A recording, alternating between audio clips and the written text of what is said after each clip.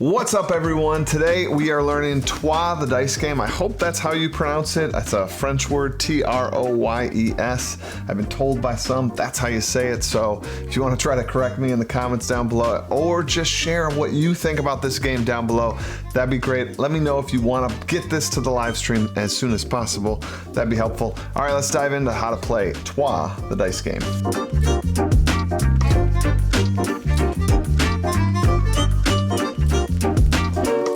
All right, first of all, there is this handy dandy template that you can download. It is in the description down below, and you can also get to the regular rules, the handwritten rules if you want.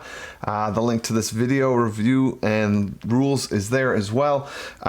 This handy dandy template I sort of came up with. This is theirs, and then I have some rule reminders off to the side. You can use it on your iPad. That's how I'm going to be playing.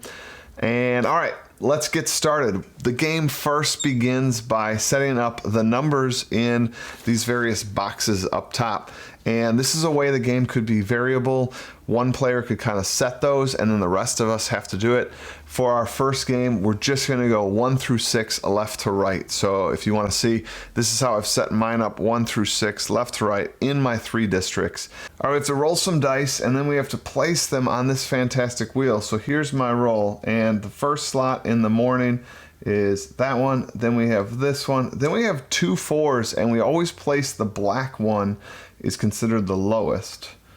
And there we go. So we have placed our die on this wheel. This wheel looks pretty complicated, but it's not all that bad. Let me walk you through the information. This tells us which day we're on. We're going to play 8 total days. Each day is broken up into 2 phases. We have the morning phase, and then we have the afternoon phase. The afternoon phase, we're going to do the same thing where we roll the die, place the die down in terms of least to greatest, and again, ties going to the black die. That black die is a special thing. That's the next thing we do on our turn. We resolve the event, and that is this. So this district is getting attacked, and when it gets attacked, it means we can't buy it. When we get a little further along, when we get to turn 3, it also shows that this black die attacks the district another way, and it actually attacks your board.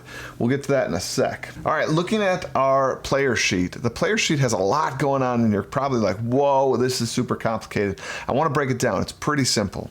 All right, something to note about these dice is that they're clear, and they're clear for a reason. They're clear to represent the color of the plaza that it's on. So this is on a red plaza. So this is a red 2. This is a 3 yellow. This is a 4 white. So we have 1 red die, 1 yellow die, 1 white die. And as you can see coming up, we're probably going to have more white die that next phase. We're going to have 3 white die that next phase. So let's take a look at how that corresponds to your player sheet. Okay, looking at your player sheet, you might be like, whoa, this is a lot. Just hang in there. I'll break it down. Let's look at it by zone. So we have 3 different colors. We have the noble district here. We have the civic district, and we have the religious district. This corresponds to those colored dice we were talking about. So red dice are going to be played here, yellow die played here, and white die played here. Okay, first, each die could be used to collect its resource of that district. So if you use a red die, you could grab prestige. Now we start with 3 prestige. So let's say I grab this 2 red die here. If I did that, I could circle 2 more red flags. Now I had to have 5 prestige. Now you might be like, what do you use prestige for? I'll show you. You use prestige, it shows you right here, prestige. 1 prestige can add or subtract 1 number from a die. And that's not an action, it's just like a thing you can do on your turn. This yellow 3 and this white 4, that could be used to collect things in their districts. So in yellow, you don't actually collect it. Yellow is used every turn to buy the dice. On here, this was 0 coins to use this 2 red. However, to use this 3 yellow, I could either spend 1 coin, 1 knowledge, or 1 prestige, crossing those off in the various districts. And then 4 white would cost me 2 coins. So when we come back here, that's what these coins are saying you're using it for. So I would cross off 2 coins if I want to use this white 4, for example. Now, one way to use that one in white 4, going down the list, you can spend 2 knowledge to change the color of a dice. This could be super valuable, but how you gain knowledge would be circling 4 knowledges if I use that die for that purpose. Now, there are other ways to use your die. Your die can be used sort of 3 different ways. You can use it to gain the district's various resources, or you can use it to build 2 different style buildings in a district. You can either build its prestige building, which is the top row of buildings, or its worker buildings, which are the bottom row. So let's break down how those look. Looking at the red district, if I used this red 2 in the red district here, in the noble district, I could either build these top row buildings, which in this case are fortresses, or we could build these bottom row buildings, which in this case, looking at it, it is the Count's Palace. It may look overwhelming and you're like, well, I don't know, but the fact that we grabbed a red 2, let's look at just the red 2 as our possible option. So looking at this, if I chose this, I'd spend 0 coins. So looking again here, I don't have to cross off any of these. And I have a red 2, so I could either gain 2 more of these, which I'm not going to do that, but I could. Or I could build one of the buildings, but I don't worry about all these buildings. I only am looking in my 2 red because we used this 2 red. So I can either build the fortress, and I would sort of pretend highlight that, or I could build the Count's Palace. I built the fortress in 2. What fortresses do is protect us when these numbers get rated starting on round 3. So by building a fortress, I actually can kind of build this wall up. That's the bonus you get, and you can build it for all your 2s. And this protects us in the future. If I built the Count building would have given us 2 workers down below and been good for endgame scoring. We'll look at that in a sec when we get to the white district. So again, your 3 options are collect the number of resources, in this case prestige, build building 2 building prestige building, or 2 building worker building. That's going to be the same for all the dice, but each district does a little different thing. So let's look at what the yellow and the white district do. So looking at the yellow and the white, the yellow is civic district, the white is religious district.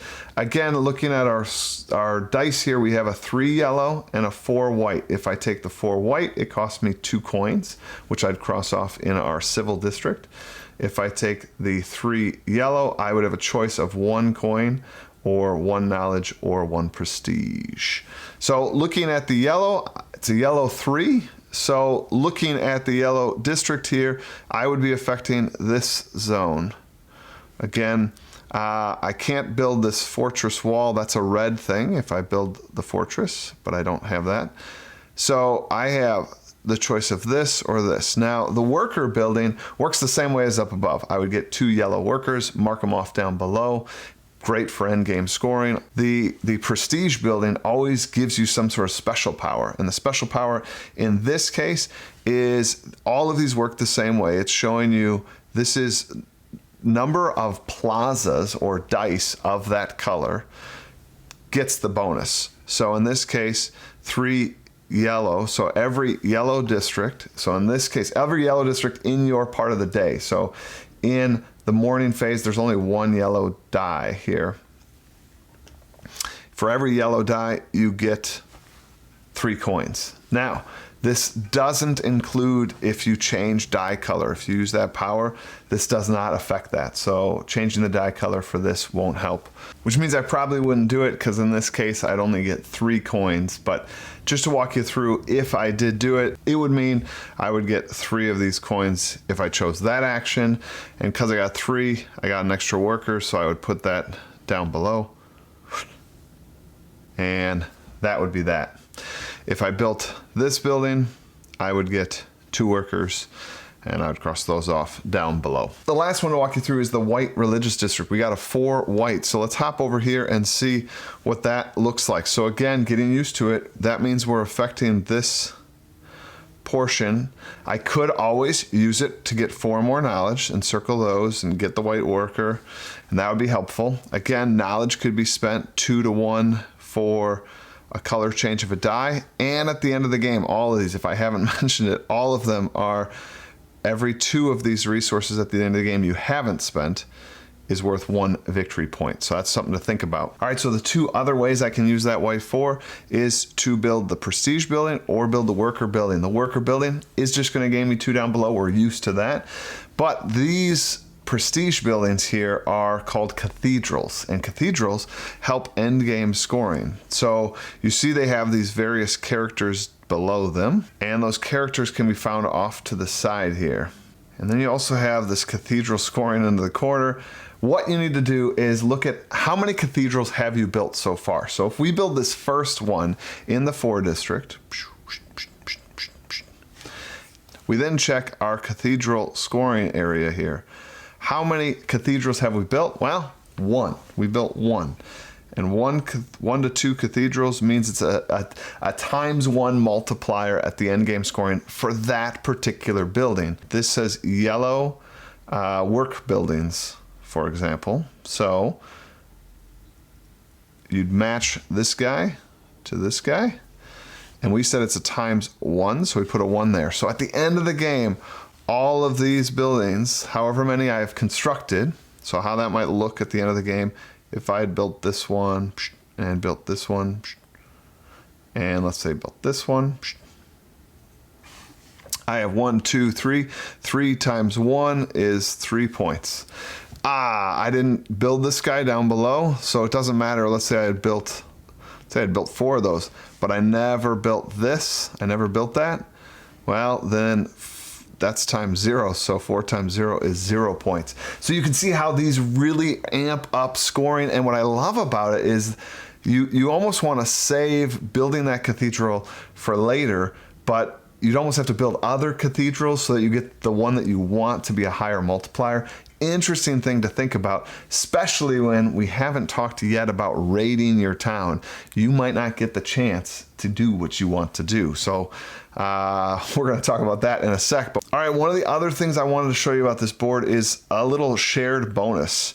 And in between a lot of your buildings here are these little bonuses. And what that's saying is if you build both of those buildings, then you get that bonus, whatever it is. So in the case of this yellow, you would gain 2 workers down below and score your points.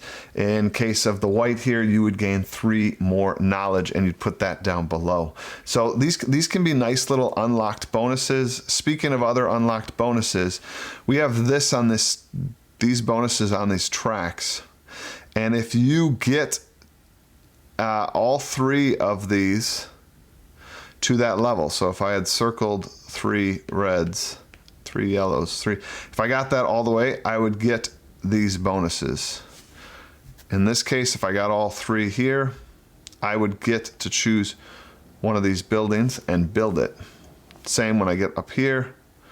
These, because they're actually built into the track, you don't have to get all 3 of them up to that. So I don't have to have all these guys and all these guys. Once you get to this one, you get this power. Once you get to this one, you get that power.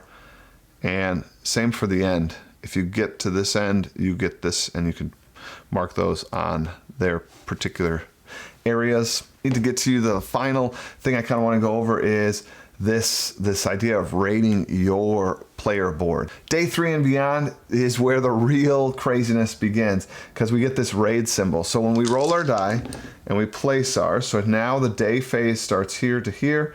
We go lowest to highest, so 1, 3, 4, 5. And this one gets rated.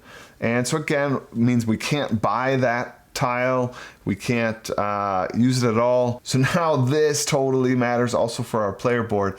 This black 3 in a white district means it's going to affect the 3 white area. It's going to affect here, and anything you haven't constructed in that area gets X'd out. So I can no longer get that bonus. I can no longer build that worker zone. And so exactly, actually, per the example I gave you in our imaginary play here, I now remember when I had 4 of these, but because that's X'd out, I can never get the bonus of making this a multiplier and having those worth points. That's just out of the question for me. So that can really hurt. One way to protect that from happening, if you remember, if we build fortresses, so let's say I happen to have built this by doing a red 3 prestige building, right?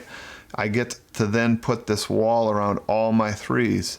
And then when that 3 attack came, it would not have crossed these out. Those would still be in play. And that's a great way to sort of protect against these situations. So walking you really quickly, here's like a rush job explanation. We'd roll on a turn, let's say it's turn 4, we'd roll all 4 dice. We'd set them in order, least to greatest, black winning ties. So here we have a 1 and a 1, but black wins ties. So the first 1, second 1, then we have 2 and 2. Now, we then have to take care of this. This is destroyed. No one can buy that one. Then we have to do these various ones. And also 1 white, whoever has 1 white, because we are around 3 and beyond, whoever 1 white, whatever 1 white buildings you didn't construct now get annihilated. We cannot build those anymore. Then the rest of us get to select, or all of us get to select what we're gonna do. So spending 1 of these can get you 1 white.